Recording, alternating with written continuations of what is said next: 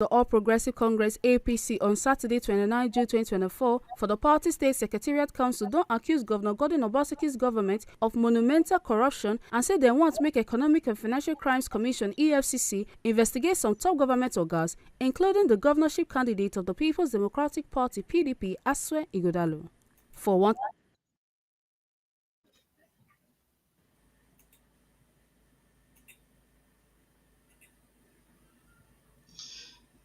Yes. Good morning, good afternoon, and good evening, wherever you are in the globe. It is your darling program, The Comrade and Friends, a segment of The Comrade Show.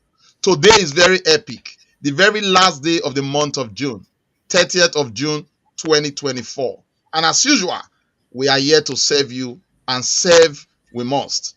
You will agree with me that in the last few weeks, a lot has been happening in our dear Edo State, especially as we march on to the 2024 governorship election scheduled for the 21st of September 2024. And you know, your darling program, The Comrade and Friends, will always be here to give you intrigues of what is happening and how the state can navigate a new frontier towards bringing a better government to serve our dear people. The stories today are really mammoth, but I'm not alone. We shall be looking at, there's a video going on at the moment of an alleged accusation by the All Progressive Congress about corruption and malfeasance regarding the current government of Governor Godwin Obaseki. We are also going to look at the Labour Party and how Olumide Akpata has been moving on and giving news and information about his government, which he intends to form come September 2021. There is also a good news. I think only a few days ago, the confirmation of the deputy governor to Olumide Akpata was affirmed once again by the court, thus putting pay to every insinuation. Now the Labour Party is indeed good to go. And there's also the issue of the non-appointment of judges in Edo State, which has been withheld by the sitting governor, Godwin Obaseki. These are more we shall be talking about today and helping bring this information to you. And at some point, we'll be opening the lines for you to make a word or two or make your comment on what you think this issue is. Do not forget, the eye must be on the ball, and the ball indeed is governorship election from September 2021. I'm not alone. We shall be right back, and I will let you know the team.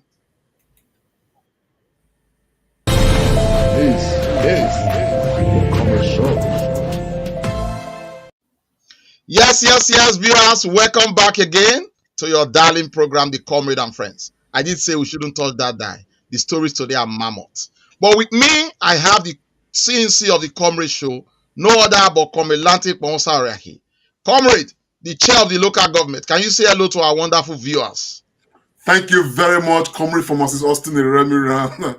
I salute you, and I salute all Edo-lites and Nigerians across the world in the name of our collective struggle. And the struggle is the liberation, total liberation of the Nigerian state. And the subject matter today is Edo State. We are looking at Edo State, and of course, we are discussing the socio-political and economic liberation of Edo State. Stay with us, don't go away. Share the broadcast if you could. That would really be nice. But I'm glad to welcome you. It's going to be very, very exciting. Over to you, pharmacist.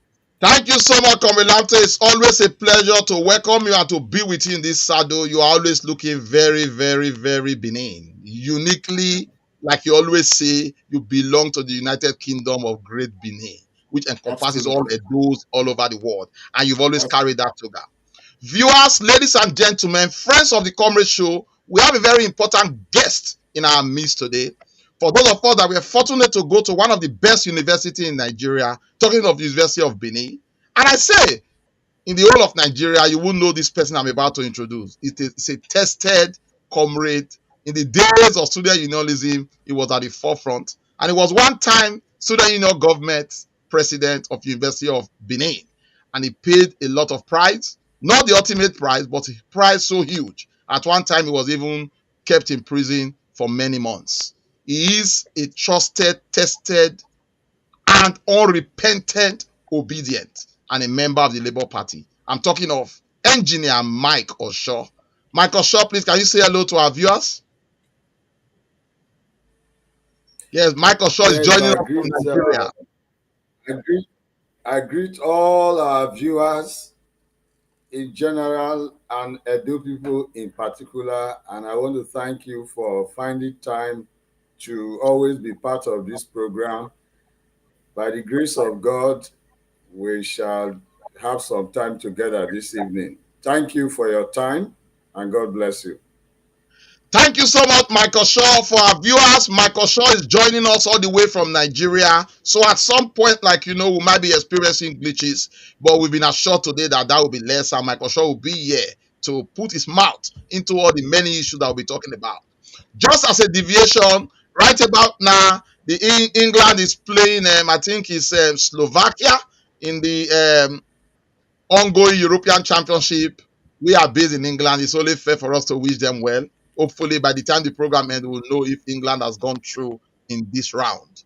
But Komilante Kwamosa Araki, Engineer Michael Shaw, the stories today is very mammoth, still beckoning on corruption. I must say, alleged at the moment, but it's very important that we start with that because Governor Gordon Obaseki is involved.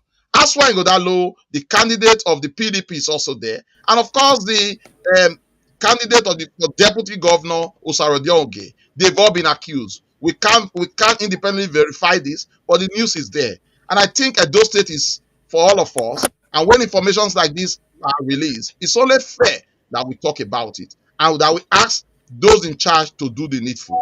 That information and that video came to me as a very rude shock, even though we know that there are insinuations about financial, how will I put it now, financial mago. But it is indeed very, very surprising. You must remember that the sitting governor at the moment has got immunity, so nothing can be done. But investigation should continue. Komilante Rahi, as a man in local government, tested and trusted, what do you have to say? How did that information about APC alleged financial misappropriation come to you? Like you said, a root shock. However, what I do not agree with is your statement of insinuation. The APC chairman there, we could see him reading from where prepared speech, and of course, equally claiming that for those who may want to find out, they can come to them, for evidence and every other thing and all of that. I think it's incumbent on the current administration of Governor Obaseki to come out and clear the air. Because what we're talking about right now, we're talking of billions, multi-billions.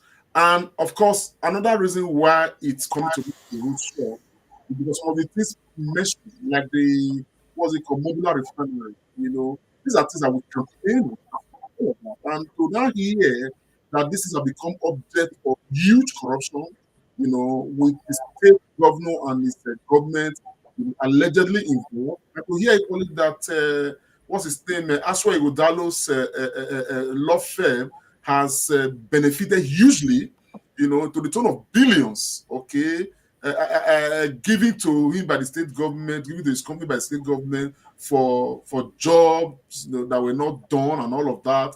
It's caused a question, because here we are beginning to see where, if this is true, like the Benin man would always say, or arguably, where we are seeing very huge conflict of interest. And again, it deepens my own argument all along that my issue with the candidacy of Asue Godalo is based on trust. It's trust issue.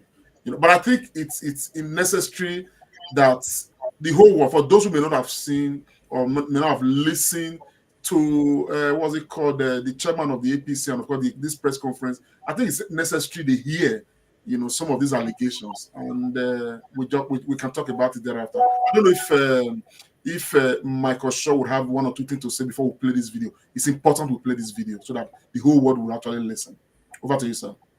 Yeah, I think it is important for us to play the video. I can see a reaction from Moses Edokpolo already accusing us of lies. So when that video is played, hopefully it will set a very good background for our discussion. Let us play the video, Comrade Lamte. Yes. Mike, do you want to say something before we play? Well, we can as well play the video and then we respond accordingly. If I have anything to say, I will only say to the person alleging that we are spreading lies to just recognize that fundamentally, whatever you are calling lies are useless in a phase where transparency is an issue, accountability is an issue. If you are accused of anything, your responsibility is to defend yourself in the public domain. That is why you occupy a public office. After the video is played, you'll be rest assured that there is no defense whatsoever coming from the PDP government. And then you turn around to say people are spreading lies. We must put an end to that tradition where people are accused who are in government and they end up refusing to respond to it as if they are running their private business instead of a public office that they are running. Thank you. Thank you Thank very you so much. much. But again, I think it's important that we let the public know that this is not coming from us. As a matter of fact, with the video we are playing right now is coming from the APC, and that's why I said earlier I said if na so it happen, or you understand? It's a very strong premise, okay, but this is not something that we are going to take lightly at all, But let's take a listen, gentlemen and ladies. Edo State chapter of the All Progressive Congress APC on Saturday 29 June 2024 for the party state secretariat council don accuse Governor Godwin Obaseki's government of monumental corruption and say they want to make Economic and Financial Crimes Commission EFCC investigate some top government organs, including the governorship candidate of the People's Democratic Party PDP, Asue Ighodalo. For one talk session with three people for the party secretariat council, the acting state chairman Emperor Jared Tinubu come talk say EFCC don already invite some top government organs them and they suppose make sure say they finish the investigation. We called you here to bring to your notice the strings of corrupt schemes that the present administration of Mr. Godwin Obaseki has deployed to siphon Edo State of our resources in connivance with Mr. Asue Ighodalo, Mr. Ogie, both governorship and running mate candidate for the People's Democratic Party. It was Tom Fitton who said the consequences of turning a blind eye to government corruption go far beyond letting some corrupt politicians and bureaucrats walk free. Therefore, APC in Edo State believe that when you don't take a stand against corruption, you tacitly support it. We are patiently listening to accusations of corruption that have been leveled against members of this government. And we have waited for individuals and groups, especially the civil society, the press, to expose worrisome situations, but to no avail. We are by this our action today urging Edo people to act quickly by asking the anti-corruption agencies to take notice of the endemic corruption in our dear state and act in the interest of the state. The state is happy with steps taken in relation to the investigation of the central bank intervention that was squandered by Governor Obaseki. We are in receipt of an invitation letter, number CR 300/EFCC/Abuja HQ SOT VOL 2/2024, dated 19th April 2024 of the Economic and Financial Crime Commission, EFCC, to Edo State Commissioner of Finance, and the response by the Secretary to the State Government and PDP governorship running mate via his letter of May 7, 2024, with reference SGA 440/T3/82. We urge the EFCC to follow up their investigation to prosecute and recover the agriculture and other sundry loans diverted by this present administration. Relating to our call, in the first instance, we draw the attention of the press and the general public to two projects that were designed by Governor Obaseki and supervised by his political godson, Asue Ighodalo, through his law firm of Bawo and Ighodalo and Obaseki Afri-Invest.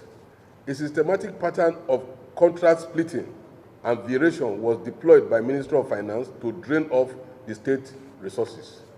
Governor Obaseki's company, Afri-Invest, raises capital for projects at a management fee and commission in the name of Edo State and loans on Edo State.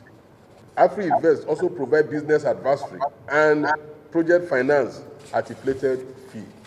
Greenfield Consultancy, owned by close associate of Governor Obaseki, has been the one handling all civil service reforms at outrageous fees. The civil servants are privately grumbling and volunteering information on this holy scheme. The press is therefore encouraged to approach them for records of grievous consultancy. On behalf of Edo people, we are calling on the EFCC to immediately begin investigation of the law firm of Bawo and Igodalo as it connects to the treasury of Edo State government. Related to several legal advisory services, the PDP candidates received huge sum of money for services not provided. According to Tinebe, the so-called paperless operation for the government na plan where Oga Governor Obaseki don put for ground to delete some important data from the server in case they lose the election. Ikosti talks in the latest plan by Governor Obaseki to make the activities of the administration paperless na criminal plan where one Ugo wey dey in charge of e-governance don design with the governor to destroy all documents wey relate to fraudulent contracts with the excuse say Edo government don go paperless. Ikon talk say Ugo don get instruction to delete the server wey get sensitive documents when PDP lose the election on September 21, 2024. Tinebe conjure ear for Governor Obaseki and the head of e-governance Ugo say make them not try to delete all the contracts wey them approve for e-gov. The latest plan by Governor Obaseki to make the activities of this administration paperless is a criminal plan that has been designed by one Mr. Ugo, who is in charge of e-governance, who has concluded with the governor to destroy all documents relating to fraudulent contracts with the excuse that the Edo government has gone paperless. Ugo has been instructed to delete the server containing sensitive documents when the PDP loses the election on September 21st, 2024.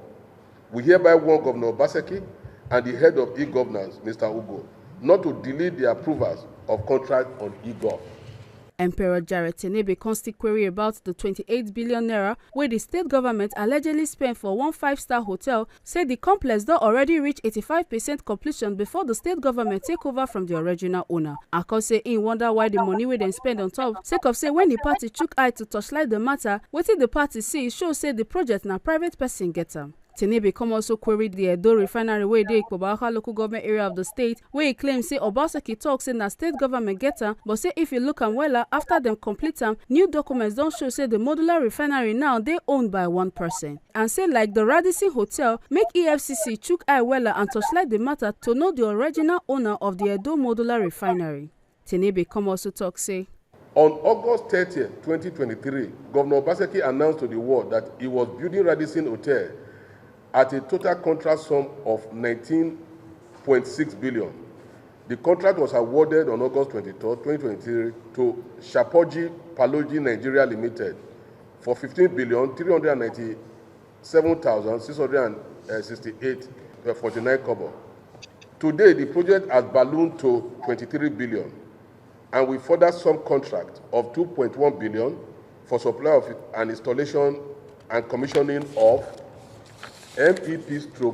MEP/HVAC mechanical works equipment, 1.6 billion for supply and installation of kitchen and laundry equipment, and 703 million for installation of aluminium glazing work and Akubond cladding awarded to all Fakev Limited. This additional contract for the same Radisson Hotel were awarded on the same day, June 1st, 2023.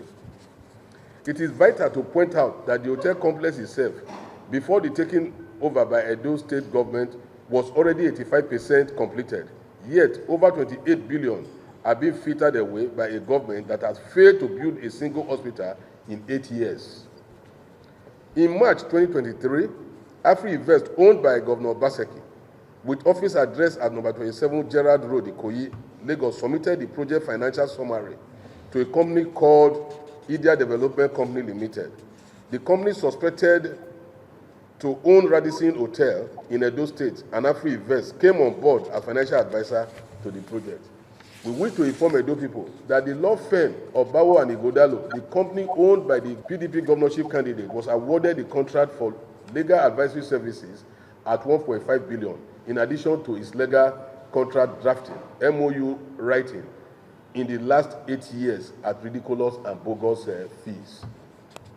Sadly, the ownership of Radisson Blu is shrouded in doubt. The FCC must unravel this in the interest of Edo people and find out the stake of Idea Development Company Limited and Edo State government in the Radisson Hotel project. who owned Edo Modular Refinery. Edo Refinery, located at the Obaoka local government in Edo State, was drummed up by Governor Obaseki as a state government project and spent over 1 billion on the project takeoff and through government.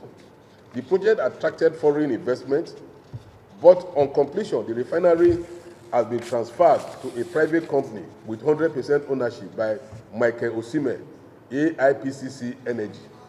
ICMG Securities Limited, Michael Osime, had accompanied Governor Obaseki to China in January 2018 to sign a memorandum of understanding (MOU) for a 5.5 PBD modular refinery between Edo State government and Sinopec of China. As Sinopec headquarters, Osime AIPC Energy was never partner to the project but financial advisor. Like the Radisson Hotel, we call on EFCC to unravel the true owners of Edo Modular Refinery. As a concerned political party, ready to preserve the interests of Edo people, we are calling on individuals, civil society groups, and concerned citizens to approach APC for documents relating to the Radisson Hotel fraud and others that will help them file a formal petition to the EFCC. As at the time. Wow. I must say, Comrade, that was a very long video. And the issues there, as alleged, are very weighty. They are shocking. And they are shrouded in lack of transparency. Why we cannot independently verify them, but I think in the course of the video, the APC chairman was very explicit. He also mentioned names and has asked people to come for verification. I know this will be misconstrued because we are in political times, but it is Edo State money. And I think it's only very important and fair that the necessary things need to be done. I'll come to you, Comrade Engineer Mike Osho. You are on ground in Nigeria and in Benin City. How do you see this? Is it shocking as it is to myself? Mike Osho. It's profoundly shocking, not because it is new. It is shocking simply because it's a clear and crystal revelation of an attempt by a sitting governor to start to cover up by trying to be a godfather to a godson who they have had unholy fellowship with respect to Edo people's money. They have been involved in the running of the state for almost 8 years now. And this revelation is a clear eye-opener, a strong indicator of a to shortchange Edo people and to shortchange the future of Edo unborn, our children unborn. It is quite disturbing and shocking to that extent that a sitting governor is trying to produce another governor, a successor, who, guilty at this stage, we have to work very hard to cover up corruption. And a man elected to be the governor of a state preoccupied with covering up his tracks, covering up previous corruption, cannot focus on development. He's already distracted from the beginning. And that is why I agree with you that it is a shocking revelation. It's a very disturbing revelation. The case of Kogi State is there for all of us to see, where Yaya Bello today is enjoying the covering up of, is it Adodo they call him, the incumbent governor of the state. The former governor was arrested and had to rely on the incumbent current governor to free him from that arrest and escaped into the thin air. This is the same attempt and drama that is playing out in Edo State at the moment. And I wish to respond to those who are saying that it is just an accusation. It is electoral time, so people are just political parties are making accusations. I also agree that it is shocking in the sense that those who are accusing and those who are being accused are birds of the same feathers. The APC government that handed over to the current government is known to have covered up a lot of corruption. I read a protest letter that was written to EFCC against that government, chronicling and articulating monumental corruption that existed in that government before the current government of Obaseki took over. Of course, along the line, we have seen that the head of that government told us when he became national chairman that once you become a member of APC, your sins are forgiven. And Goswin Akpabio, today who is the president of Nigerian Senate, is a beneficiary of that gesture. He had been taken to EFCC, but because he succeeded in crossing over from PDP to APC, his sins were forgiven, and in fact, the sins were positively rewarded by being elevated to a higher public office in the Federal Republic of Nigeria.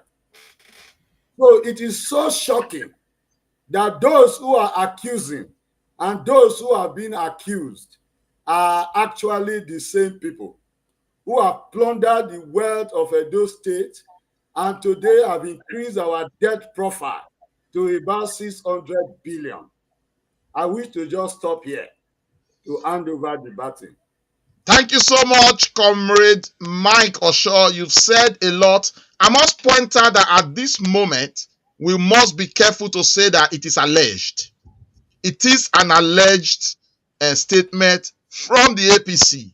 And I like the way you put it, Mike Osho, that even the people bringing the message are not in themselves clean. But the message they are bringing is very important and must at least be interrogated. I think occasions like this, I would expect the Edo State government to have reacted, at least to come and clear the air. But, Comrade Lamte, I want to ask you, it is Governor Godwin Obaseki that is being alleged to have done all this. I know in the course of our opener, you talked about trust. Now, the PDP candidate, governorship candidate is now being brought into the matter. What is the link? It is Obaseki's government. It's not Asue. What is the link? What's the issue here? Well, we've got to be wise, to draw different conclusions on this. As far as Obaseki's government is concerned, there is no way anybody can separate Governor Obaseki, his government now, separate the government of Obaseki from Asue Udalo, because Asue Udalo is a very strong person of interest when it comes to Obaseki's government. Why? Asue Udalo is the head of Obaseki's economic team. He's Obaseki's friend. He was the chairman of Sterling Bank. Sterling Bank had no business with the Edo State government previously. But when Obaseki became governor of Edo State, Sterling Bank, under the chairmanship of Asue Udalo, Obaseki made Sterling Bank the official bank of Edo State. And Sterling Bank became the entity, that was used to transact government businesses. So Sterling Bank became the holder of Edo State monies. Okay, now this issue is coming out this allegation is coming out by APC. Okay, APC in Nigeria is a political party. It is not just one individual talking. This is a political party talking and accusing. It's not a political party. It's what's it called? The opposition party accusing the incumbent government. Everywhere in the world, when opposition parties, accuses an incumbent government, it behoves on the incumbent government to respond, not to say we will not dignify. Whether it is true or it is false, it's important. It behoves on them to respond. As a matter of fact, references were made to EFCC, already calling some members of the cabinet, commissioner of finance and all of that, calling them to question, to ask them questions on matters bordering around the, corruption. So for us, it's a matter we must take seriously, because this is not just one person, one individual talking. This person is wearing the toga of a political party in opposition to accuse the government. This is why it is important. Now, on the part of Asue Udalo, who is a governorship hopeful under the ruling party, it becomes a matter that bothers and should bother everybody. It is not because, some of us, or, it is an election season and people have pitched tent with different candidates. Ordinarily, if it was not an election season, this is a matter on this platform we will highlight. This is a matter we must talk about. This is a matter we would like to have, a full brief of. You understand? Because at the end of the day, we look at the entire Nigerian political framework, reading with corruption. Look at where we are right now. Look at the things we are still discussing. Look at how much of our own patrimony, has left that cannot even be discovered. And yet, in midst of sufferings, we see what people are doing in government. So at the end of the day, to the question you asked, there is no way it would all come separated. This was actually one of the major reasons why myself, I refuse to pitch them with Asue Udalo against all us. Because on this matter lie the issue of trust. I believe very strongly. Whether Obaseki has done well or he has not done well, we will not even know now until after his tenure. Whether he has done well or he has not done well, Edo State people should have the right to have a government that we ask Obaseki to say, how did you do this? How did you do that? How did you do this? We receive some amount of money. How did you spend them? We are now owing about 600 billion. Where did these monies go? We cannot afford to have a government that will not ask, please, let me land, you can call. We cannot afford to have a government that will not have the capacity, to ask the outgoing government questions.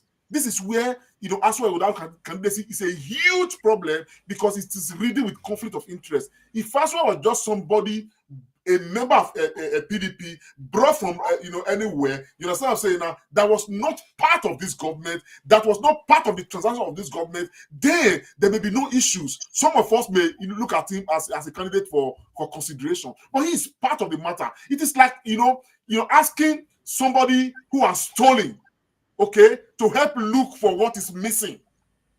You cannot find it. So that is what my own matter is. I have never accused Asue of anything like competence.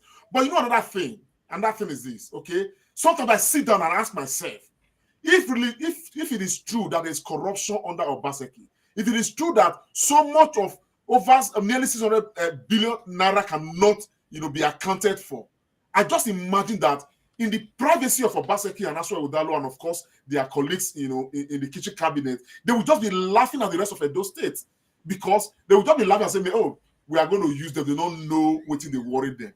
And when this man was talking just now, these are accusation that people don't even talk about. He mentioned somebody who's not from Edo State as somebody in charge of this, paperless government or whatever he called it just now. It is the same thing that we have heard, that very important key positions under this government are areas where, allegedly handled by people who have no bearing whatsoever with the Edo State, either as indigenous or as citizens, or people who are stakeholders who do things with the Edo State. These are issues that people must question. You understand what I'm saying now? That you bring somebody who is not from Edo State to handle sensitive areas, they get more pay than us. There is information out there, I cannot even verify that we have spent so much more on consultancy than real matters on the ground.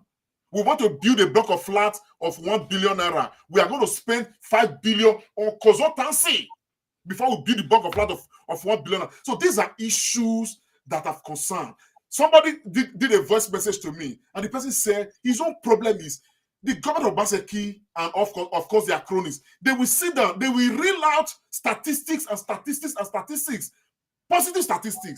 You understand what I'm saying now? They'll talk about MOUs, talk about this. Then when you come to the life of the ordinary Edo State man, you don't see a reflection of these statistics in in the lives of the people. You don't see the reduction of what's it called, price of commodities. You don't see a reflection of any of these. I know a major candidate who has transversed the letterboard of Edo State because of this campaign today. There are no roads leading to anywhere in this land. There are no roads leading to anywhere in the hinterlands. We talk about agriculture. The government has said they spend so much money empowering agriculture and every other thing.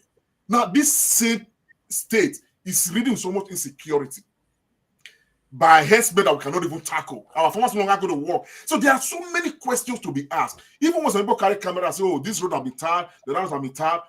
I've asked one of them, I say, the roads you show us last year, go back and show us those roads again. I mean, go back and tell us that these roads that you showed to us last year, okay, go and show us those roads and that they are standing. And even when I'm not somebody who would judge the government by roads and all of that, there are so many matters, okay, that matters of trust that actually plague the mind. So this matter coming to the fore, I am not saying this is true. I'm not saying it is false. I think it behoves and it's incumbent on the current administration of Governor Obaseki not to wave this one aside. They should respond to this matter. And when they respond and they say it's a lie, you know what I'm saying now? I think the APC will equally have the duty to let us know how truthful they are.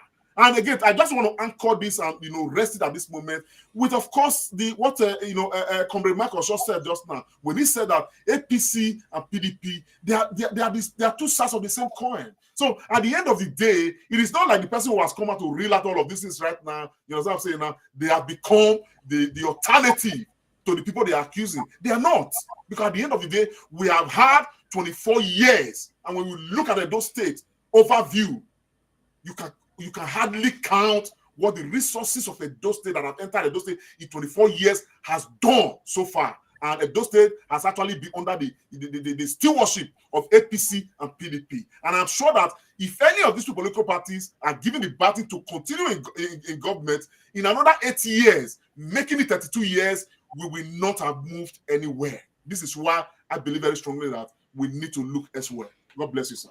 Yeah, thank you so much, Comrade Lante. I think you've spoken a lot on this issue. Let me tell our viewers that our lines are open at any point in time that you want to ring in, even on the topics that we have not talked about. Please feel free to ring in and to air your view. I think this issue of the accusation by APC is just the beginning. And I think the only way this can be put to rest is if the administration respond with evidence. You will agree with me that this is going to be, it's just the beginning, it's open-ended. We need to move on to talk on other important issues in today's program. But Comrade Osho, as a final word on this issue of the alleged video released by APC, what will be your final word on this? I'm not going to come back to Comrade Lante. He has said a lot about it. Mike Osho. Yeah, like I said, my dear comrade, on this matter. Let's take the call. Let's take the call. Take the call. Yeah, let's take the call. Take the call. We'll come back to Comrade Mike Osho. Hello. Hello. Hello. Am I live on the show? Hello. Can you hear me? Hello. Am I live on the show? You are live on the show. You are. You are live on the show. Go ahead, sir. Okay, thank you very much. My name is John. I'm currently from Verona, Italy. Mr. John, go ahead. You have 60 seconds, but we have a lot of calls to take. Go ahead, sir. Okay, thank you. You see, the issue of allegation concerning alleged allegation of misappropriation of funds, you see, APC Edo State, where we are today, it was the same APC that brought us to this, where Nigeria is today. They were protesting against PDP and the federal, Tinubu, Oshomole, Falana, and the rest of them. Can protest against the of price for 6,000 naira. Look at where we are today. Nobody is talking about Buhari. Incompetent people.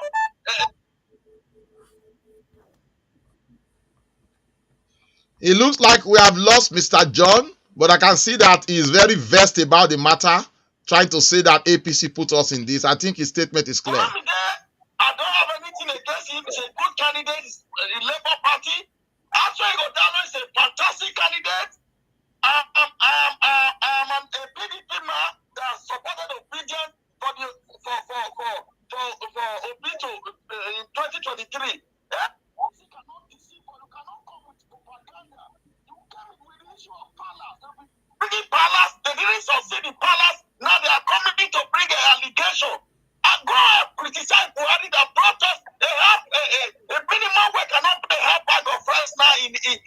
Nigeria. You people are not talking about it. Okay, Go and criticize Buhari. Buhari just got arrested.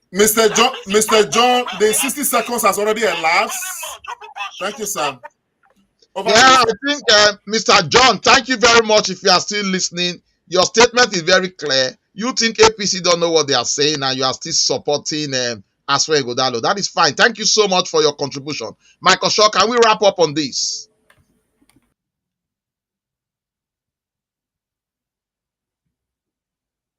Well, it looks like Michael Shaw is frozen. While we are waiting for Mike, are you there? Anyway, I'll just make a final call on this. I think, like I said, this allegation is very, very weighty, is very shocking. Hopefully, in the course of time, the Edo State government will respond, and maybe APC will come out with more facts. I must promise you and tell you. I think you do have another call. Let's take the call. Hello.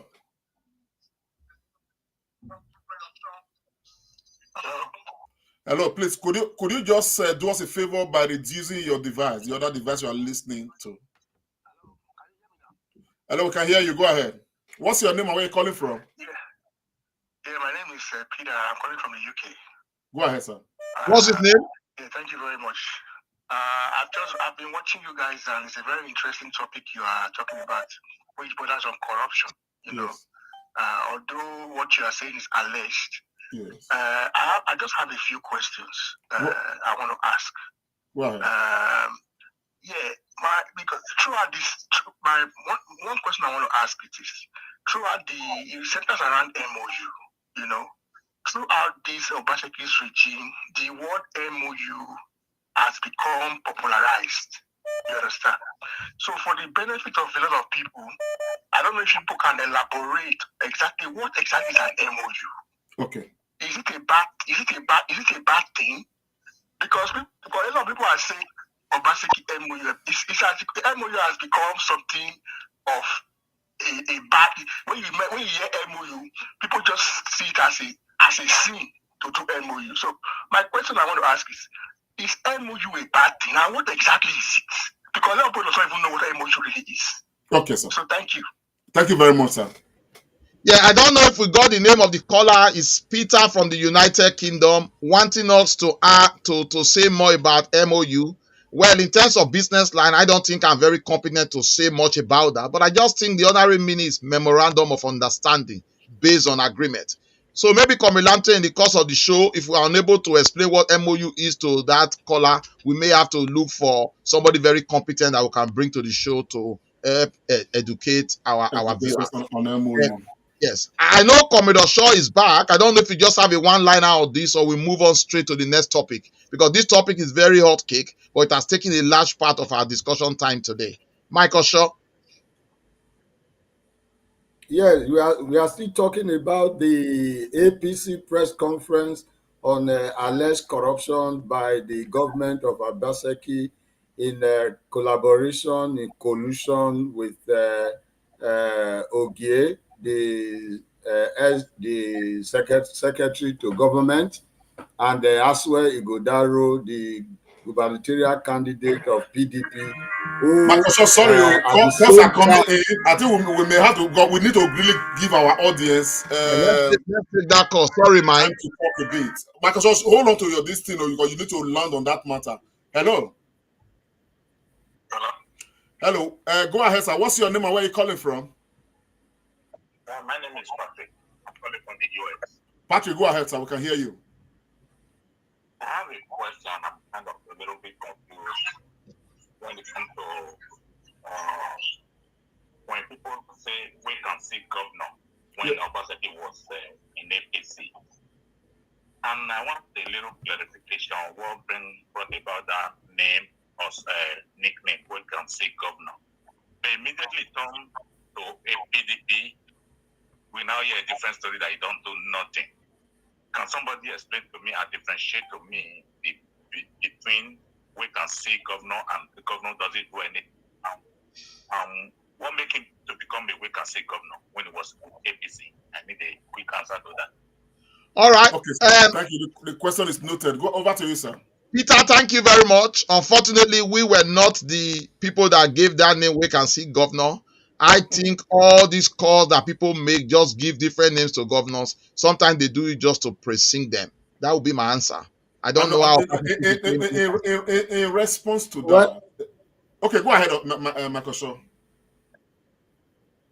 Yes, for me, I think it's just a reflection of what most governors do when just elected into their first tenure in office. Once elected into first tenure at the very first time, they try to hit the ground running, trying to show that they want to perform in the interest of the state and the people. But in a short while, it will be long before you now discover that they have another ulterior motive for assuming that office. So I think it is correct to say that when Godwin Obaseki was first elected, he wasn't talking much. He tried to walk, but we saw that vaporized in a very short while. That's my response to that. Yeah, Thank you, Michael Shaw. Comilante, do you have a response to that? Oh yeah. I think I was actually just going to say the same thing. And again, it is not peculiar to Edo State. Former Kogi State governor right now is being chased up and down. In Kogi State, he was called the Otokinadu. You understand the picture of what I'm saying now, and was given all of those accolades when he was in government. But today we now see that the guy was a total fraud. You understand what I'm saying now, as alleged by the EFCC. So all of those things, they should not take us away from the real issues and the real conversation. You understand what I'm saying now? Edo State is not yet Dubai. It is not yet looking near anything like that. And so we have questions to ask. Another caller is calling. Yeah, please take the Hello. call. Hello. Good evening, sir. What's your name and where are you calling from? Good evening, my name is Adires. I'm calling from Paris. Speak louder, sir. You have 60 seconds. Hello, can you hear me? Go ahead, sir. What's his name? Adires from Paris. My name is Adires, yeah. Please, I want to really just contribute to this, what is going on the issue of this corruption. It's very obvious that, Mr. Comrade, you are playing your politics right now as a Labour Party followers. And again, in 2020, you told us that Obaseki is the best candidate, and I spent 5,900 euros for mobilization. Now today, the way it is now, you have switched now, and now how can I get my money now? Because it shows you're owing me. So at the time, I want to say that people, it is appalling for we to be able to believe in this paper rating of Telebe and his cohort of APC who has destroyed Nigeria, destroyed everywhere, APC has no moral justification to demand for accountability in Edo State. If they do, let them go and start it from their home. The charity begins at home. So please, if they said Obaseki, it happens this way, it happens like this, let the security agencies do their work. Please, if we are to campaign for Lumide today, let us set the record straight, because Michael Shaw has already set the record straight that there is no hope in PDP, there is no hope in APC. All we are to talk about right now is to talk about the Labour Party. So, bro, let us continue to talk about the Labour Party. Or if you are campaigning for them, tell us what that can be able to offer, not to emphasize on the corruption, the APC, the Terebe, and people are bringing on board. APC, like I said, they have no moral justification to tell us that that's a reputation, and the 60 seconds is elapsed. Yeah. Can I respond to Daddy Rex? Yeah, you could, but I still have a response because there's a personal, well, Daddy Rex, thank you very much. It's very important. What I just want to go ahead, sir. Yeah, what I just want to let people know is that the issues of Edo State is peculiar to Edo State, and we have to talk about it, irrespective of the party you now support. Every election time, give us an opportunity to assess people and then support. Whether they will do well is left for the future.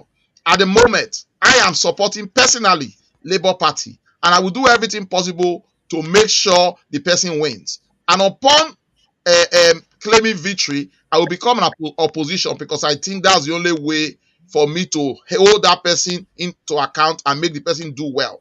And like Red said, we all contributed massively to the support of Obaseki. But 1 year into that government, it was clear to myself and even Comrade that Obaseki was not going the right way. We've spent money as well. So Rex, we are in the same shoe. We have another opportunity now and a moment in place. I am supporting Labour Party, and I will work for Labour Party to see that Olumide becomes governor. What Olumide does after governorship is another ball game, but I'm going to hold what he promised against him. And if he doesn't do that, I'll become opposition again against him. So, Komelante, you can respond because your name was mentioned. Thank you very much, because I think you've said part of what I want to say. But let me quickly establish, because this is been going on. I am an indigene of Edo State, like most of us watching me right now. And it behoves on me as an indigene to be involved in the politics of Edo State. Because whether we like it or not, if we are going to develop as a people, not, most of it rests on the kind of government we are able to give better. If we as a people decide to take the back seat, idiots and mediocres will keep on governing us. And at the end of the day, we will spend 100 years. We will die and leave. Our other generation will come, die and leave.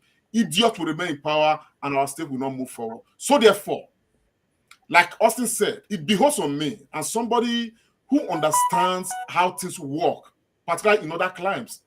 For those who may not know, I have lived in Germany. I have lived in Spain. I live now in the UK.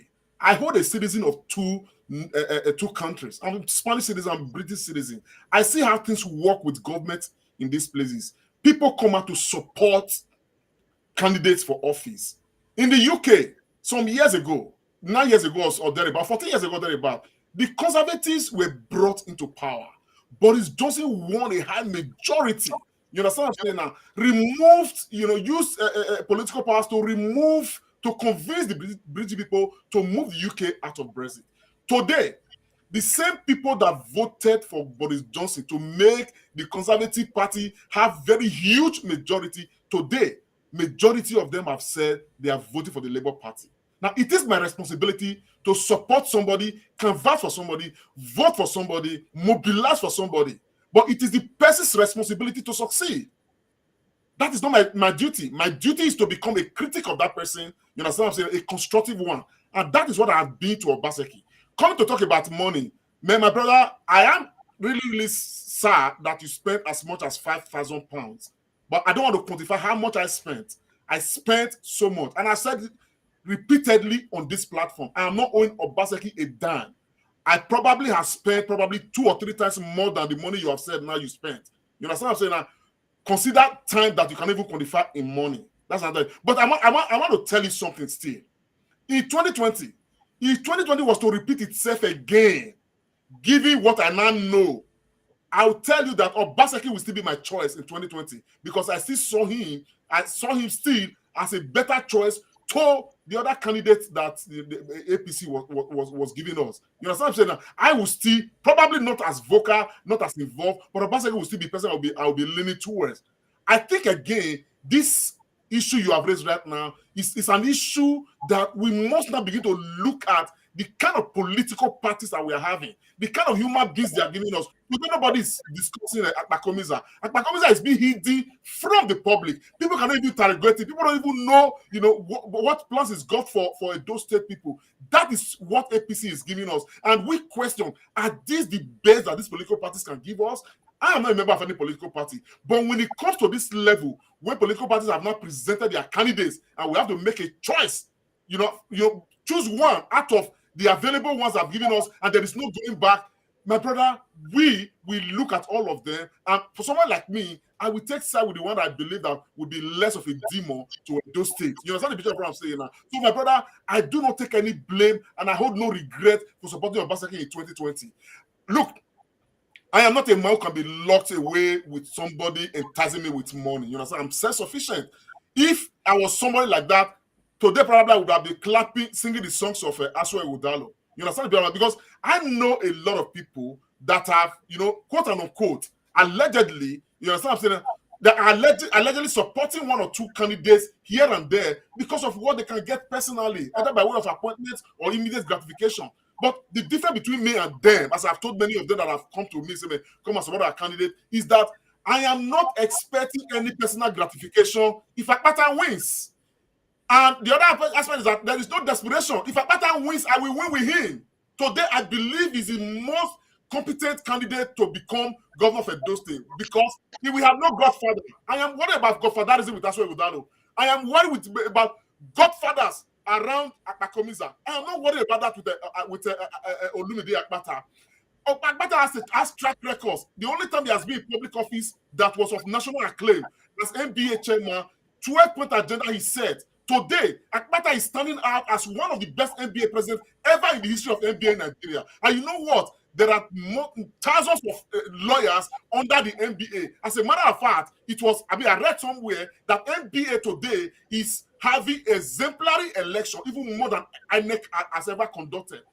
Why is that happening? It was one of the manifestos of Akpata that he was going to give NBA a standing election. And of course, since Akpata left about 2 years ago, NBA has been very outstanding. So you can see why I'm supporting a man like that. Now, going to a private lab which have investigated so well. You understand what I'm saying? That Akpata is standing out amongst all of these people that you are looking at right now. So my support for Akpata is in the interest of Edo State, not my personal interest. I don't know him from Adam. If Akpata is elected today and he decides to go the wrong way, to go against the promises he made to Edo State people, you understand?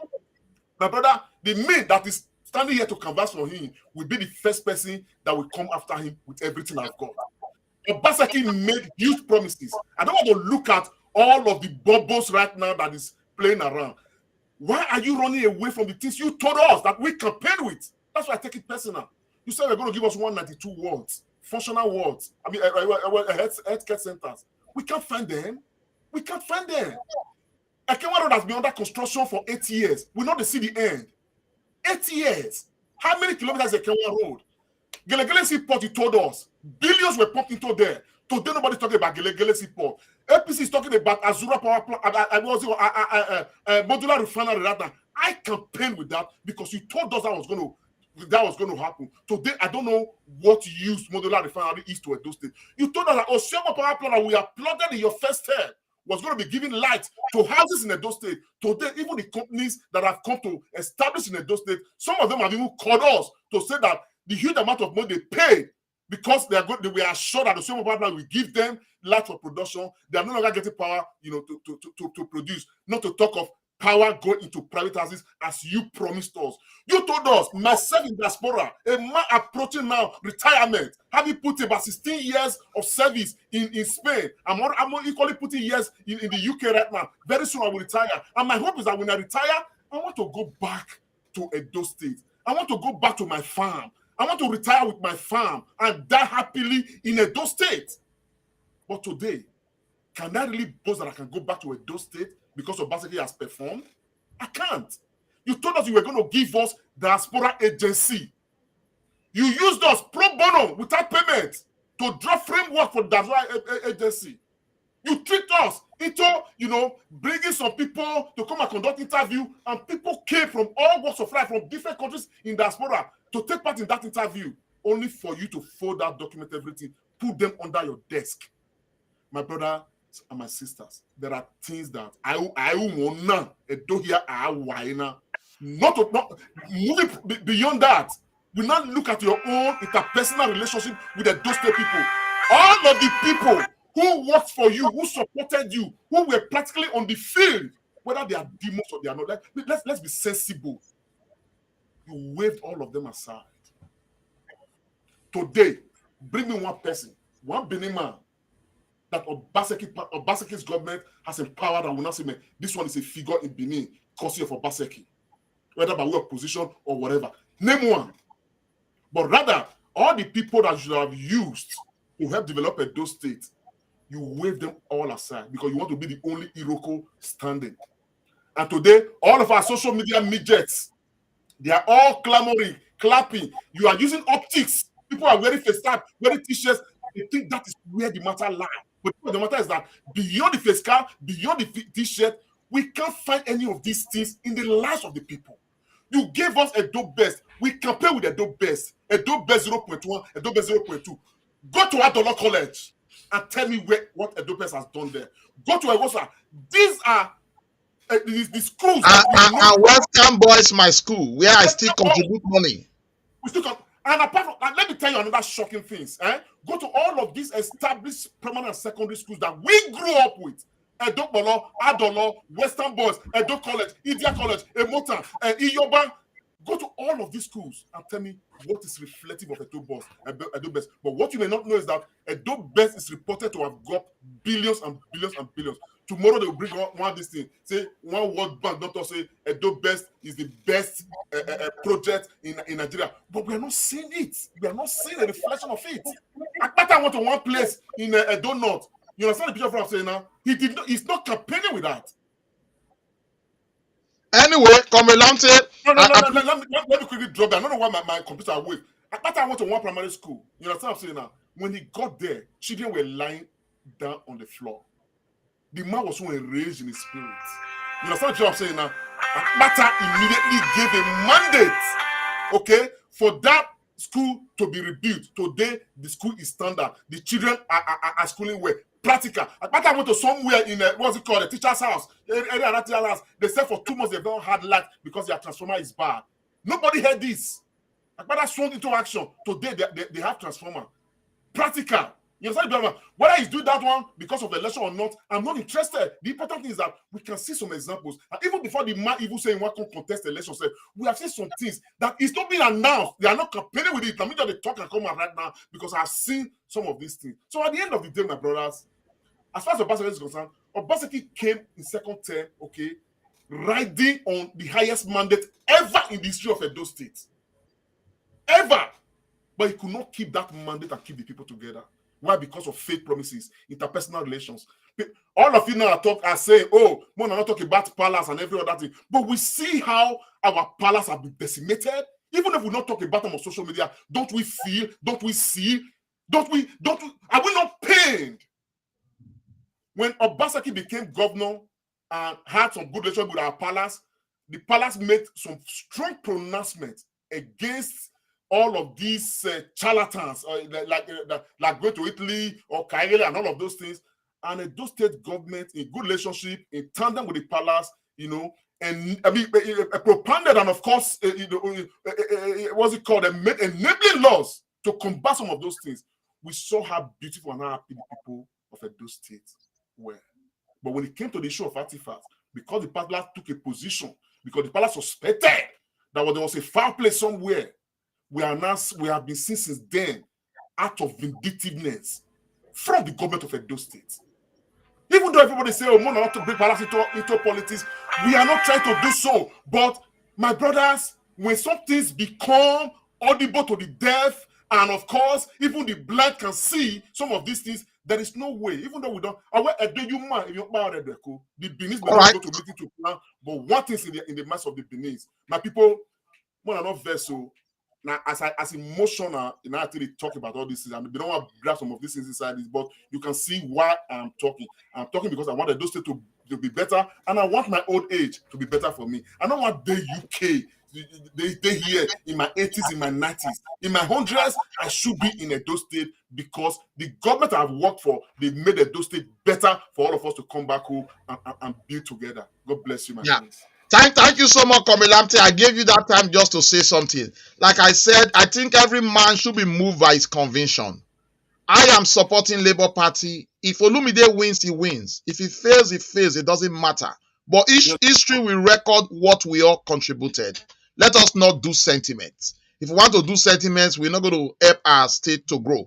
But we've had a lot of discussion on this topic. Sorry, I'm not going to come back to you to talk about this. I think let's just go straight to the next issue we have on queue. We've spent over 1 hour discussing this, and I promise you this is not the last.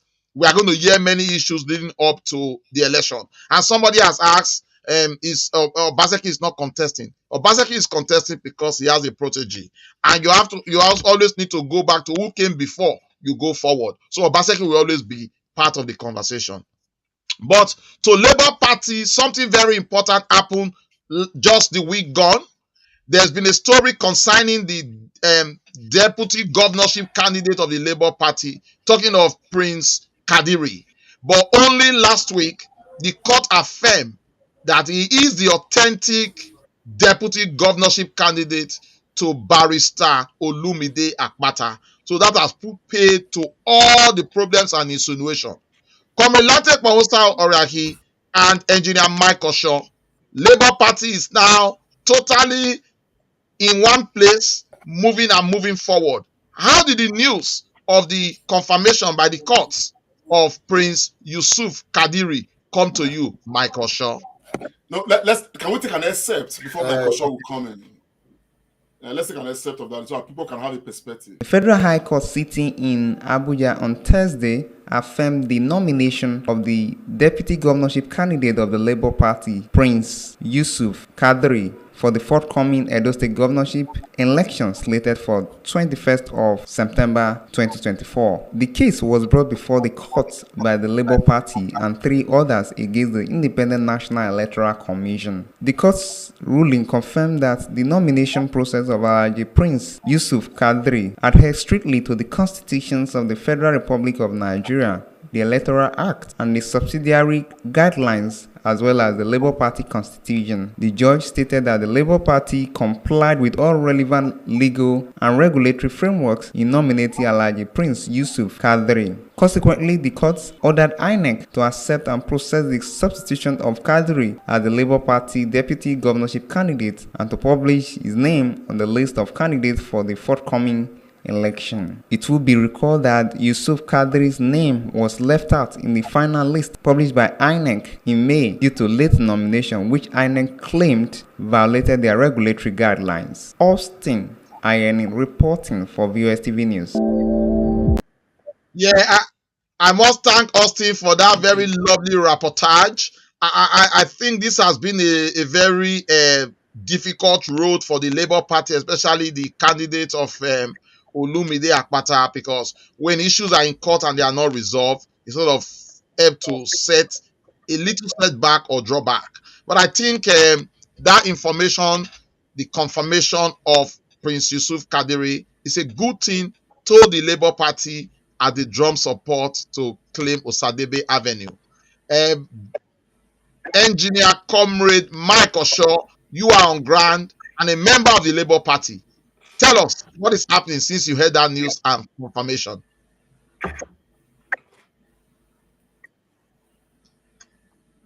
It looks like Michael Shaw is frozen. Yeah, there must be a glitch there, yeah. Yeah, so Comrade Lamte, I think Barrister Olumide Akpata will be very happy now. The coast is now clear. There are no longer issues of his running mate. Prince Yusuf Kadiri has been confirmed as the authentic running mate to Olumide Akpata of the Labour Party. What do you have to say about this?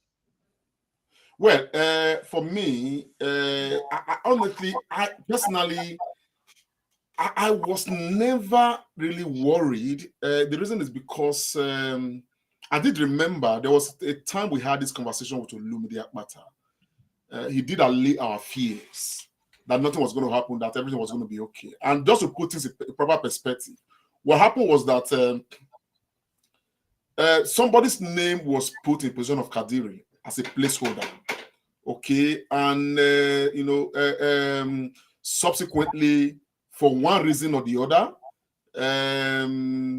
they said they were not going to change the person's name to Kadiri because the submission came late, as according to sources and all of that. So that had been the case, and I think Labour Party had to go to court to compel INEC to, of course, to replace the person whose name was there with Kadiri, who's actually the authentic running mate, because it did take quite a while before Akpata to actually choose a running mate. So like they do in Nigerian politics, they first of all put a placeholder before the end of the window. But I from what we had, Akpata was very sure that Kadiri's name was submitted early. It was affirmed early by the party, but somebody who was at the last corridor, for whatever reason, failed to, affirm, early. But it was already affirmed, but that person failed to give confirmation. I think that's what the court now looked at and, of course, confirmed that, Kadiri is the authentic this thing. So the news coming definitely will allay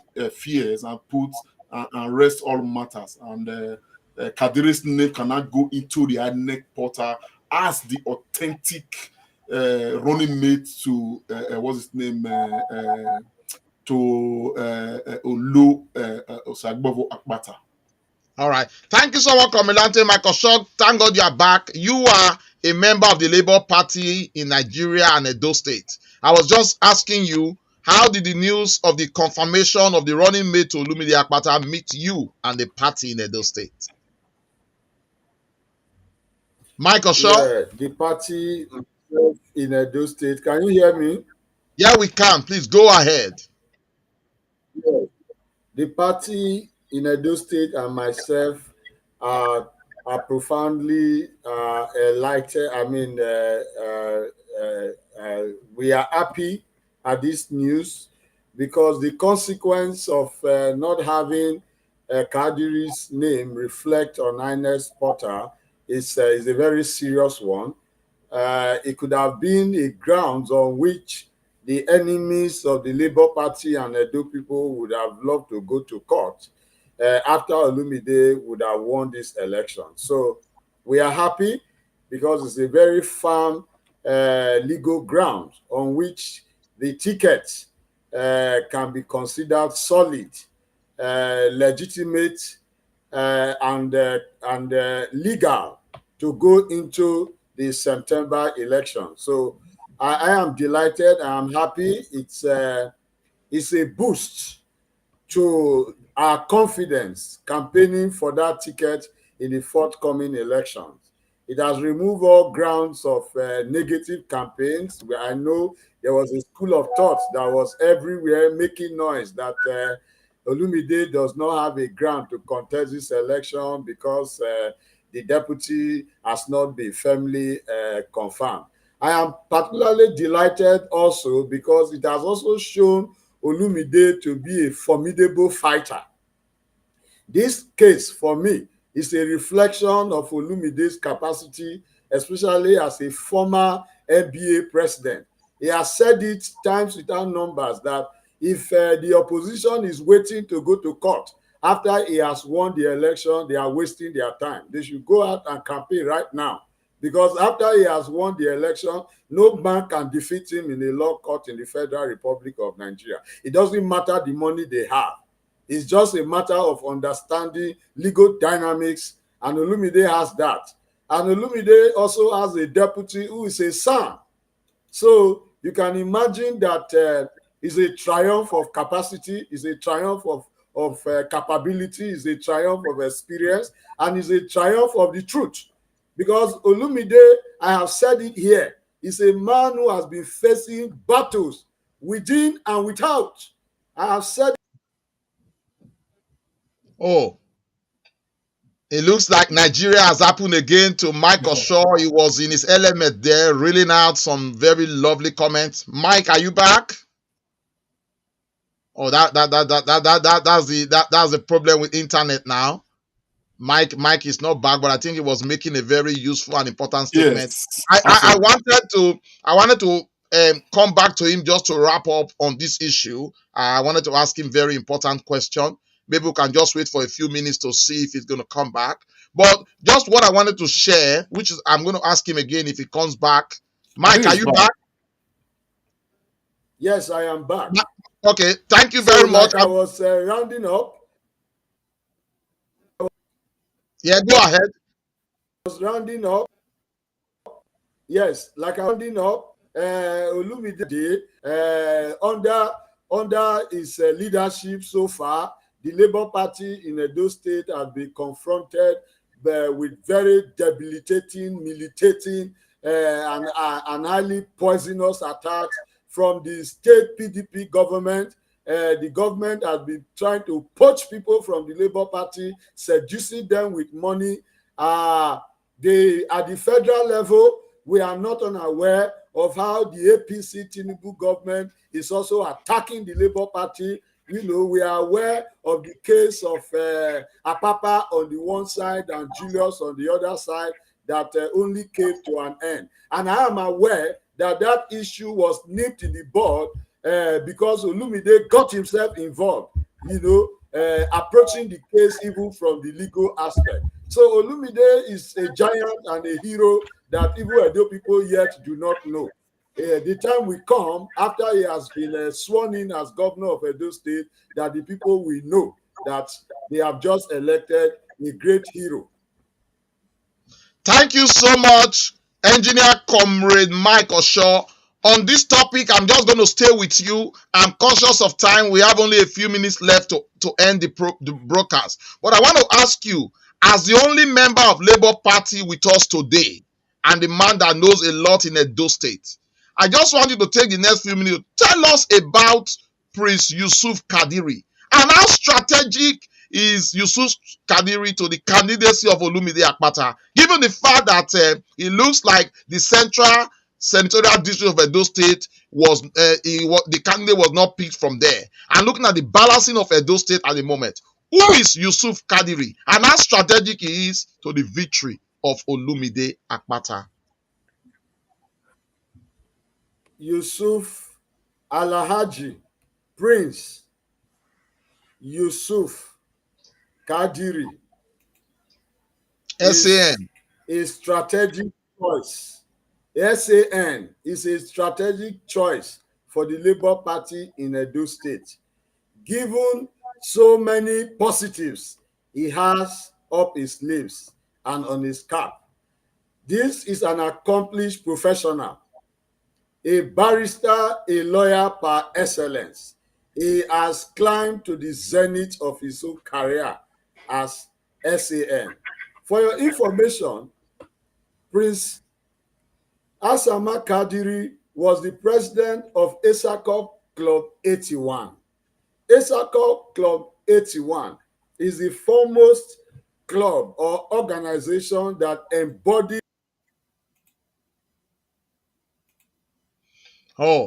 Nigeria is in it. Okay. That organization under Asama Kadiri fought to settle the dispute between Kogi State and Okbila, which is a boundary town in Edo North. A lot he did to ensure that our people who were being driven by Kogi people from their lands, is being settled over the years. He has also told us big activities he has embarked on as an individual and also in his capacity as the president of that organization. With Barrister Asama, we have also thought it wise in Labour Party to balance religion on our tickets.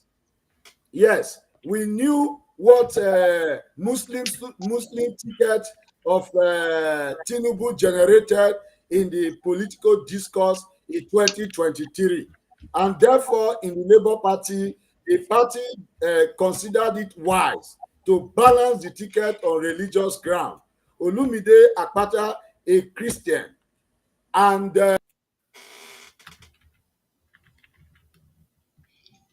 it looks like that's a balancing act. Yeah, go ahead, Can Mike. you hear me? Yeah, Yes. Go ahead. Yes. So that tells you that the person of Barrister Asama Kadiri on the ticket is a balancing act for us. You hear people talk of equity, justice, and fairness. The Labour Party is teaching them how best to go about this equity, fairness, and justice when it comes to a ticket. Then you talked about choosing a deputy from the north. Yes, we also considered it wise not to concentrate our candidate and the deputy candidate in the central and in the south. The PDP and the APC have taken their candidates from the central and their deputy from the south. Comrade Osho, is it possible you reduce it looks like something is banging on your desk or something, I don't know. Just to remove that sound. Okay. Can you hear me? We can hear you. Go ahead, sir. Yes. Okay. I think my hands were moving. Yes, I could tell. Yes, my hands were moving. So, like I said, for us in Labour Party, the choice of Barrister Asama is also a strong appeal to balancing the act of the three geopolitical zones in Edo State. Olumide Akpata comes from the south, and we are aware that the two candidates, that of the APC and the PDP, come from Edo Central, and that their deputies come from the south. So in the Labour Party, we thought it wise to balance Olumide's ticket with Asama Kadiri coming from Edo North. We have also done another balancing, which is to show the traditional institutions in Edo State that the Labour Party and our candidate Olumide have tremendous respect for the traditional institutions. Therefore, the choice of Barrister Asama Kadiri, who is a double prince. For your information, he is a prince from the mother side, and then is a prince from the father side, and is the Yerima of the Auchi royal family. So you can imagine that his blood is an assemblage, an amalgam of royalty from both the father side and the mother side.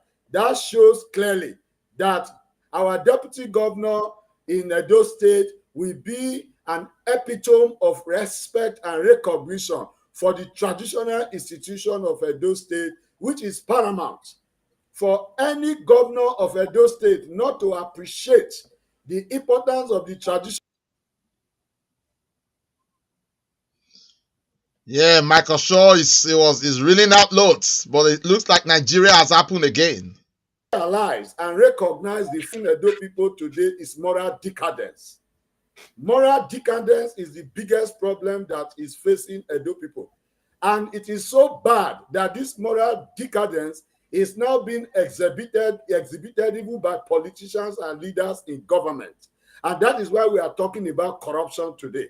So the choice of Asama is an indication that the Labour Party is poised to go back to sanitizing the entire society by enlisting, collaborating, and engaging the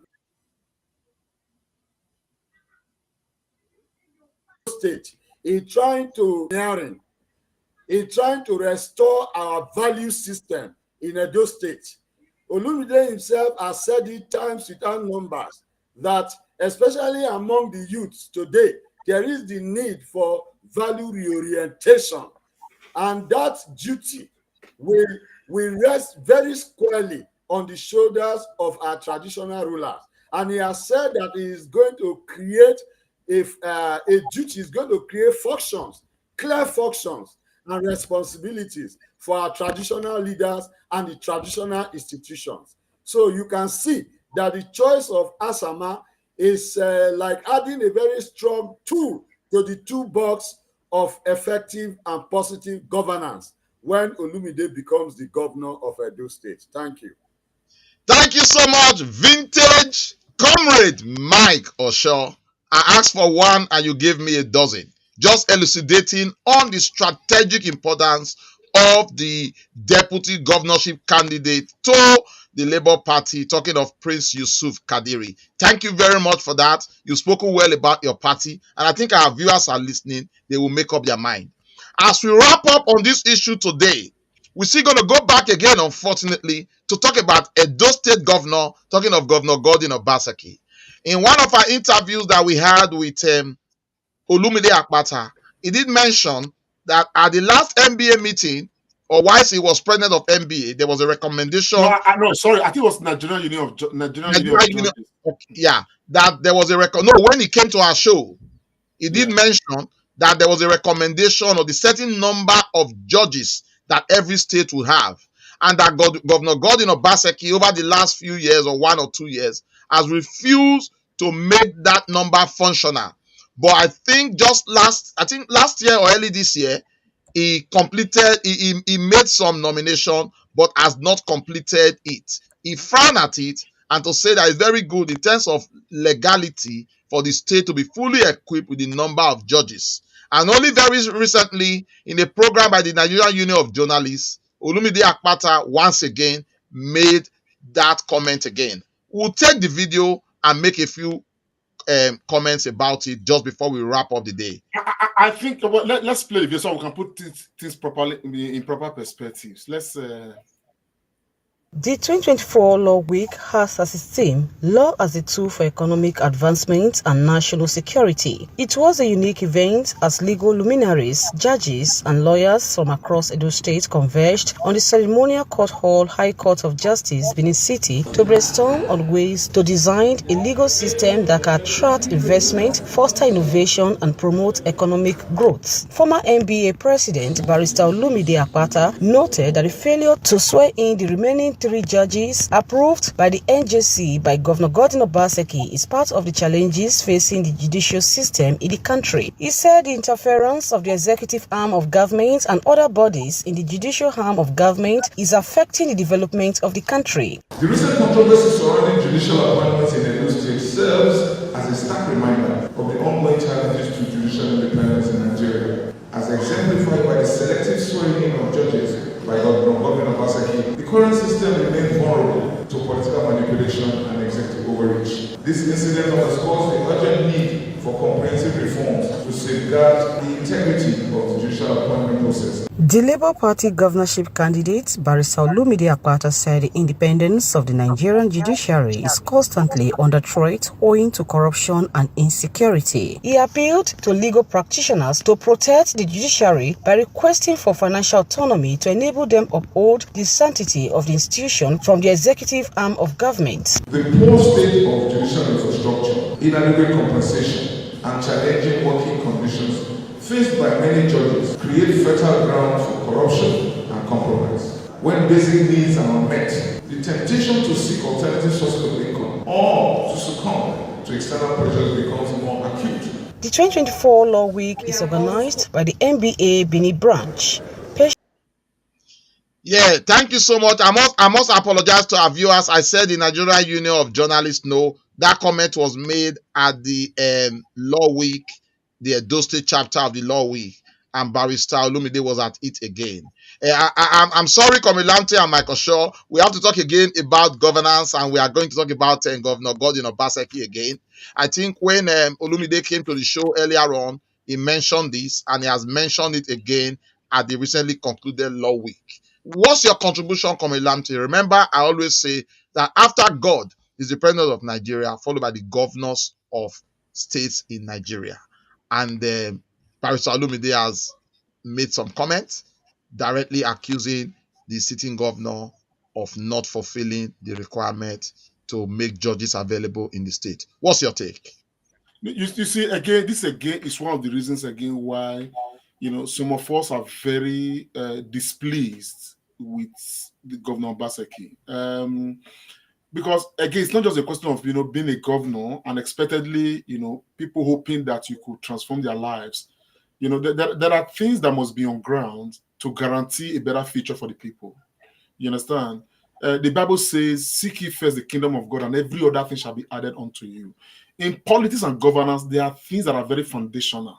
And if those things are in place, it's just natural that progress and development comes with them. You understand the picture of what I'm saying now? Now, the independence of the judiciary, the independence of the other arms of government is so crucial. Now, you cannot be a governor and treat all of these things with levity, in a way that pleases your sole interest, not the wider populace. Now, from Olumide Akpata, and of course, having investigated the matter, okay, the Edo State government came out to say, man, we have inadequate judges, and requested for about 8 judges, as the case may be. The Edo State governor cannot independently just go and appoint judges. They need to get a recommendation from the Nigerian Judicial Council. And when the Nigerian Judicial Council approves judges for you as a state, you as a government, it incumbent on you. It's not discussable. It's not a matter of debate for you to now appoint those judges. Because if you don't appoint those judges, there are people wallowing in detention whose case needed to have been heard, and concluded by judges.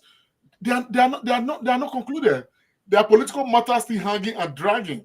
It's only the availability of judges that we deal with all of these issues. For 11 months, 8 judges were approved, for confirmation by the state government. It took Obaseki 11 months, pressure here and there. Obaseki now approved 5 of the judges. 5. Now, all of these are leading to insinuations. Why are you deliberately stopping this process?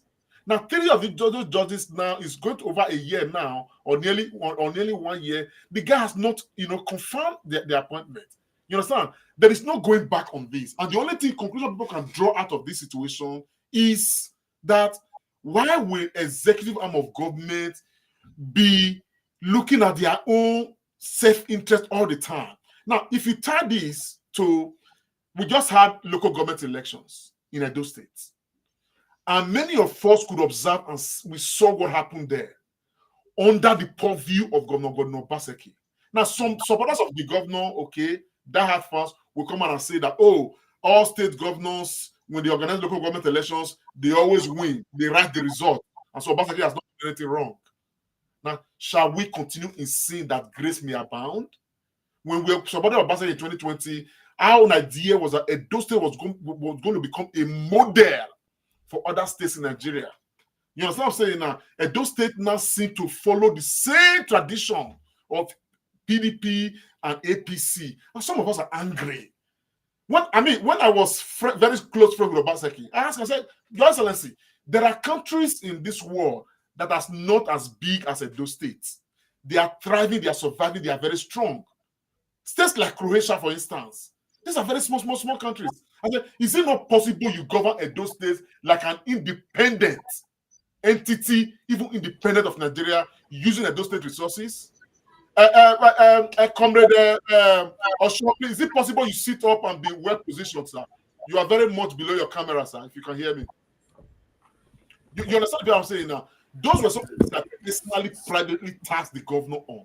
Let us have an Edo State, okay, that if anything happens to this Nigeria today, we will all stand tall because we have had governors that have, lifted us above the waters. But if a governor cannot respect the rule of law, the governor cannot respect the foundation of those pillars that stand proper democracy. And if there's no proper democracy, there can't be proper progress. There can't be progress. Because at the end of the day, real peace is not necessarily the absence of violence, but the presence of justice. So when it comes to the issue of, respecting what the law provides, I found the governor wanting. This one is not speculation. This one is existing before us now. It took 11 months to swear in 5 of 8 judges. It has not taken a year, and yet you have not sworn. You've not sworn this judges in. Now, what is the issue? Must every court do the bidding of those in government, of the executive? And once the court becomes an extended arm of the executive, there is no way we can call for true development in any state or in Nigeria as a whole. This is the fulcrum of our development. Respect for different arms and make them independent of each other so that they can work for the sole purpose of making Nigeria a better state.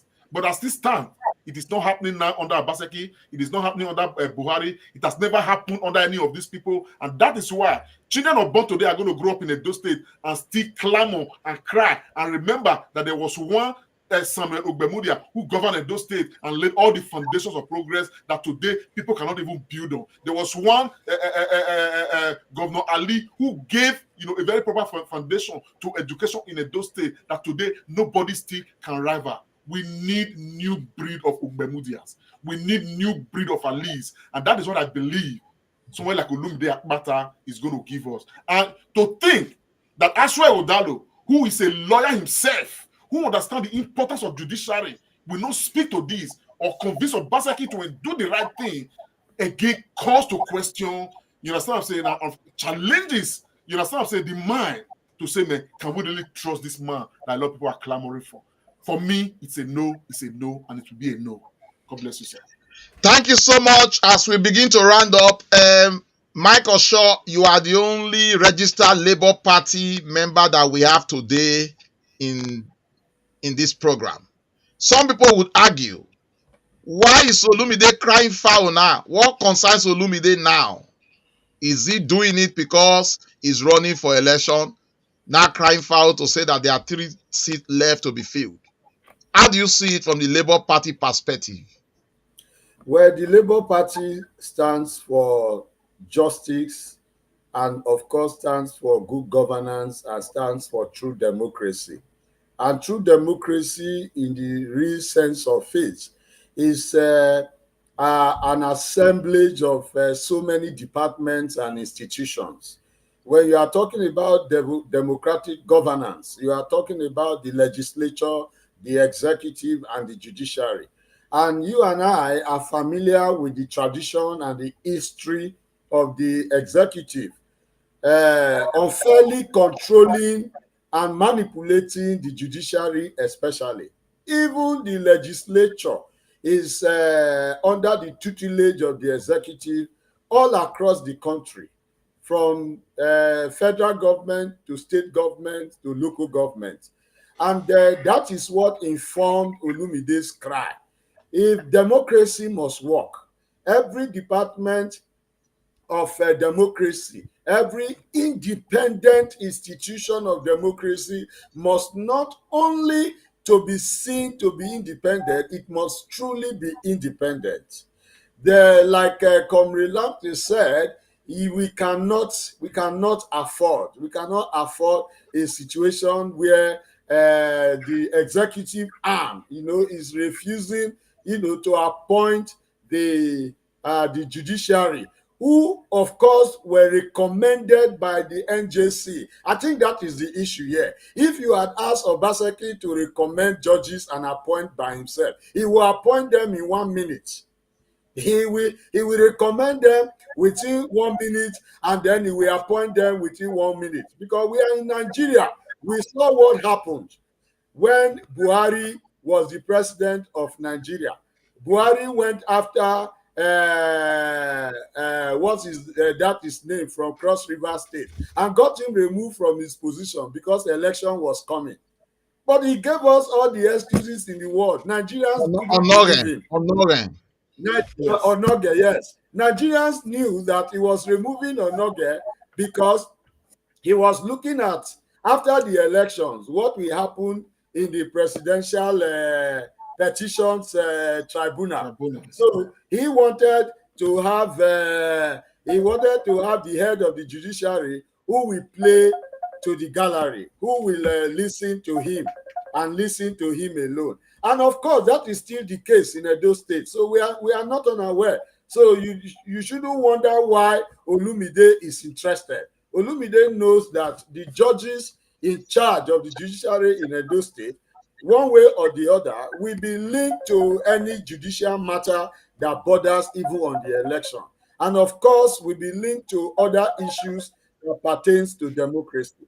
So, on the standpoint of the Labour Party, I must tell you that we condemn in totality every attempt of the state government or Governor Obaseki not, to cement in place recommended judges and have their appointment confirmed. We reject it in total. It is antithetical to democratic practice. It is opposing the democratic culture, and therefore it's unacceptable to us in Labour Party. As a party, we are inclined to the practice of democracy in all its ramifications. Thank you so much, Michael Shaw. Thank you so much, ladies and gentlemen. Thank you so much, viewers of the Comrade Show. Pharmacist, sorry, sir. Pharmacist, is it possible, just before you round off, because there was this question asked by somebody who wanted to know if the person said he was going to vote Labour Party, but he was scared. He wanted to know if their votes will be protected, if their vote will count. Okay. I just have a brief response for that person. Thank you so much. I was going to come back to you to give a final word, just one statement each. So please, as you give your final word, can you respond to that? And Michael Shaw will take it so that we can round up. Okay, sir. Just to respond to that person, and of course, so the many other individuals who are probably like, okay, we want to support Labour. Okay, but will our vote count? And the reason why the people, have these fears, the fears are valid. It's because in recent years we have seen a history with our state where the state government, for example, House of Assembly election and local government election, they were results just maneuvered. You understand what I'm saying now? And the people you now have elected, it's not a true reflection of the will of the people. We saw it openly, vividly, very clearly in the local government elections. And even when the matter went to court and every other thing, we saw the kind of judgment and all of that. All of this, they are a huge challenge to the confidence of the people. However, this election is not going to be organized by Edo State Election Committee they call NSEC. It's going to be organized by INEC, which Obaseki don't necessarily have control over. But however, this is what Olumide said in response to an arrangement as such. Take a listen, please. Don't go away. We don't see their part one. They do us the thing 2023. They come try for Abia. You work for Abia? No. We don't win for Abia. Yes, sir. We go win for Edo. Yes, sir. Labour Party, we don't do our homework. As we do for Abia, we don't perfect them. All men mount. Men mount. Youth Ogie. All men. Youth Ogie. Nobody they collect ballot box anywhere. You do anyhow. See anyhow. I leave one like that. Thank you.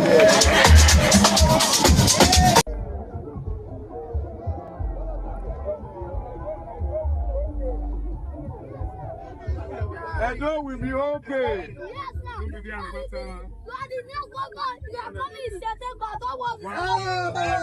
That's a big one. What's your name?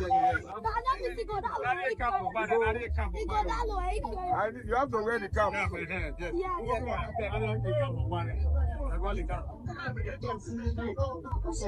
You are sure? Yes. I shouldn't worry. Sir, don't worry. You are coming in September. I'll come in September. Yes. I got sent though. You are sure? Yes, sir. Sir, you are coming. Don't worry yourself. I shouldn't worry myself. Yes. I'm coming in. Yes, we are looking at us and they go and pattern.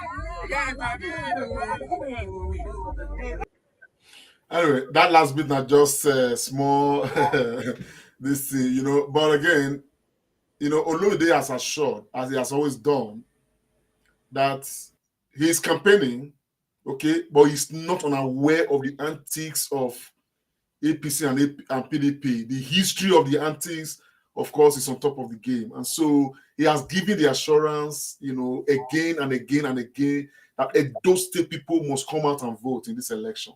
You understand what I'm saying now? He's not, the Labour Party the Labour Party doesn't have the power or muscle to rig the election. You understand what I'm saying? But they have the power to protect the vote. And that's what they are going to do.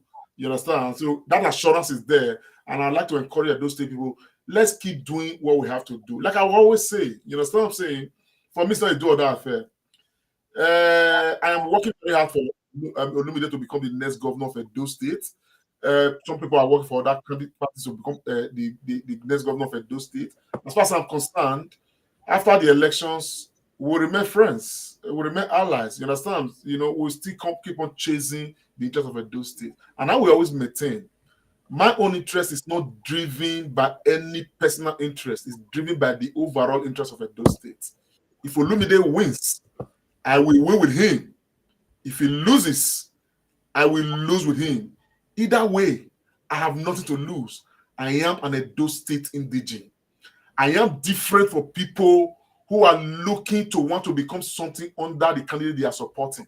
I am different from people who probably may have collected some immediate gratification and they are working against, the conscience that they have. You understand? I am working for my interests. And that interest is a permanent denominator, which is Edo State. For Edo State, it will be a better place. Edo State in the last 24, 25, 30 years, okay, as far as I'm concerned, it's not satisfactory to me, the state of Edo State. I believe very strongly that if the resources of the state had been committed to developing the state with all honesty of purpose, there is no way we'll be discussing road now. Probably we'll be talking about sending somebody to the moon. They have gone about the kind of things we are discussing right now. A state where we have not yet even conquered anything near hunger. A state where even the birds of the sky are still hungry, and we have government, and we have people loudly clapping. But again, another difference between me and lots of people without sounding immodest is that I am not a person who follows I follow my conviction. I don't roll with the bandwagon. My conviction is most important. And my conviction currently is that Olumide is the one to do something near or as much as we expected, the kind of job we expect in Edo State, or even better our expectation. Olumide is that candidate, and we must not run away. And that is why the man has said, Edo State people before politics. His own policy is that Edo State the people of Edo State must not be at the center of the equation. The matter must be about them. It is not about a state governor who will promise, I will do this, I will do this, I will do this. And they will not come and start doing things that they never promised. And they want to use that to hoodwink us. Radisson Blue, I was told, was, going to be government owned. And that I hear now from APC, another Wuru kind of a group, that this Radisson Blue group is becoming something of a personal property to some individuals or to an individual. It's a matter that we need to find out how the matter really be, if it is true. But again, we do our best to support Olumide, and when he wins, we shall be pleased. We will work with him to succeed. But when he deviates, this same man will support him. Now we'll take him after him. But I believe very strongly that the man, with everything he has, expressed, with everything he's doing, we probably have a man that we need in Edo State. And I join you. I crave your indulgence. You understand? I'm not asking you to come and support Olumide. I'm only just asking you to sit down in your own quiet place and take a second look at these three candidates and all of the issues being mentioned around them. Do not let some crowd of people, you understand what I'm saying now, who may not even have electoral value to deceive you. Because those State people, we have a problem of running with optics. We have a problem of running with the crowd. We have a problem of looking at shiny, and not really taking an in-depth look into what is under this shiny. These guys know how the media works, and they are working with it effectively because they can tap into the state treasury to do whatever they want to do. You understand? And the other group, they have the federal treasury to tap into. Olumide doesn't have any of that. But Olumide trusts in the people of Edo State. And the people are the ones that will be bearing the brunt. They are the ones who cannot even afford, the price of commodity in the market at the moment. They are the ones that Olumide is touching right now. Let us join this man. He will have no godfather. He will have no godfather. We can call him to account because he will be solely responsible for what he teaches out. Not somebody who wants to give government to a successor that he has groomed. They know what they are doing together, and nobody can ask questions. Olumide will ask questions. He said, I will not call it pro because the word pro may have been bastardized. However, anywhere our money day, okay, we go find them and they will bring and come out. And Olumide, be assured, when he becomes governor of Edo State, he will not hire any ex-governor as current Kogi State governor right now is doing with his own predecessor because he benefited, from his predecessor. We are not going to see that with Olumide Akpata. Akpata will go straight to business and look at the state of Edo State and start repositioning things. And I will expect Akpata to ask the current governor how he spent our money.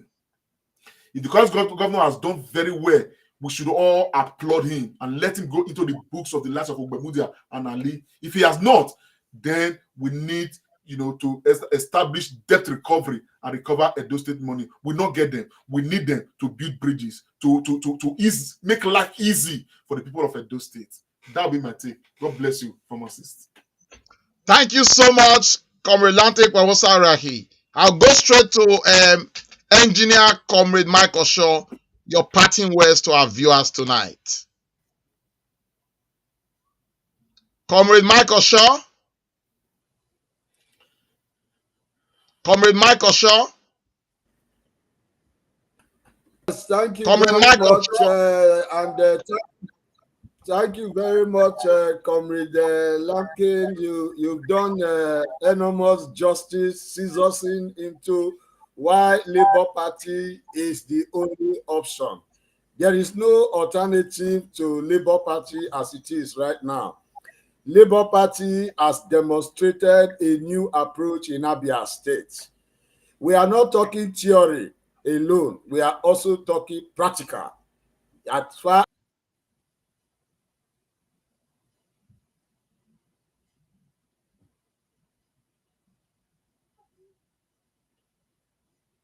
Nigeria has happened again. Michael Shaw Yes, was on the mic.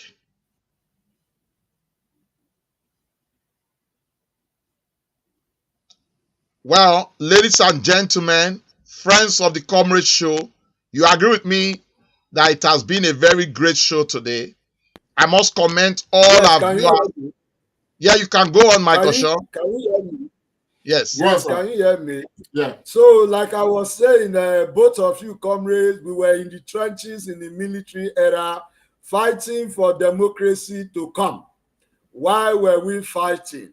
We did believe that with democracy, there will be development. With democracy, there will be constant power supply. There will be portable drinking water. There will be healthcare available to all Nigerians, and in our case, to all Edolites. We did believe that the roads will be constructed. In fact, we believe Wemudia and Abrusali will be era. Unfortunately, we have tested APC democracy in Edo State. We have tested PDP democracy in Edo State. I remember when my senior brother Adam Soshomole was coming in as governor.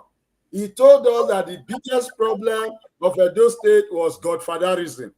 Today, APC is guilty of godfatherism and PDP is guilty of godfatherism. Which party right now is not guilty of godfatherism, if not Labour Party? I know there are other political parties, but you and I are pragmatic. We are talking about a party that is capable of winning the next election. That is the reason I am in Labour Party. I know there are parties I would have gone to join because